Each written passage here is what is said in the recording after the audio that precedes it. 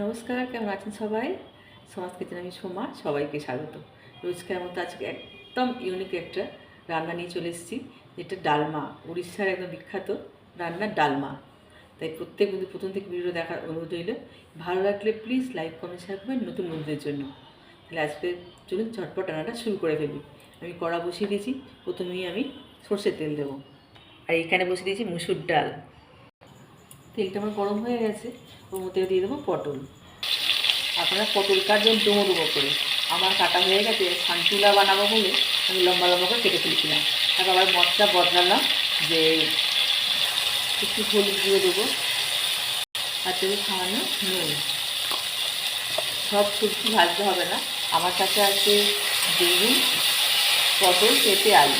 আপনারা কাঁচকলা, তারপরে তোমার বরবটি কড়াই, তারপর তোমার ডাঁটা, এসবগুলো দিয়ে রান্না করতে পারেন। এর মধ্যে দিয়ে দেবো বেগুনগুলো।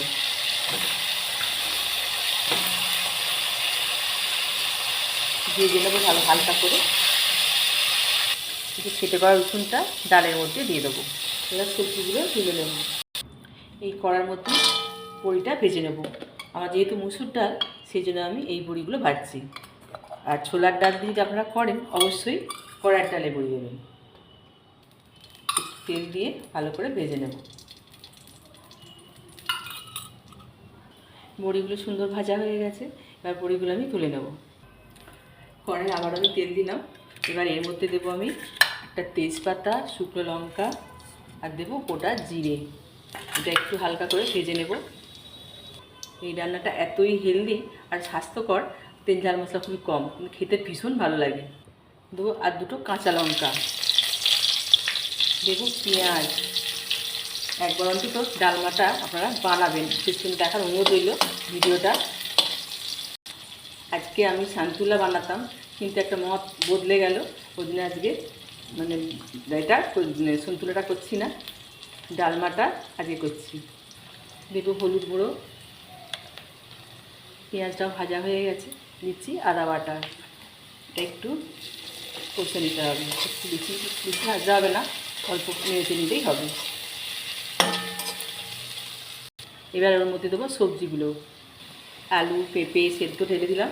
এর মধ্যে এবার দিচ্ছি পেঁপে, এই পটলগুলো আর বেগুনগুলো একে একে তুলে দেবো। একটু ভালোভাবে নাড়াচাড়া করে দেবো।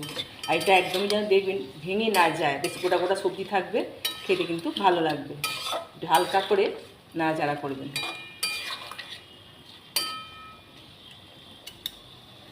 এর মধ্যে এবার দিয়ে দেবো ডাল সেদ্ধটা। সবজিগুলো একটু ফুটতে দেবেন, 1 মিনিটের মতো ফুটিয়ে নেবেন। দেব নুন, মানে গোটা জিরে আর লঙ্কা শুকনো খোলায় ভেজে রেখেছি, গুঁড়ো করে রেখেছি। এবার এর মধ্যে জিরে আর শুকনো লঙ্কাটা পেস্ট করে রেখেছিলাম ছড়িয়ে দিলাম। দেবো ঘি, যে যেরকম ঘি খাবেন সেরকম ঘিটা কিন্তু দিয়ে দেবেন।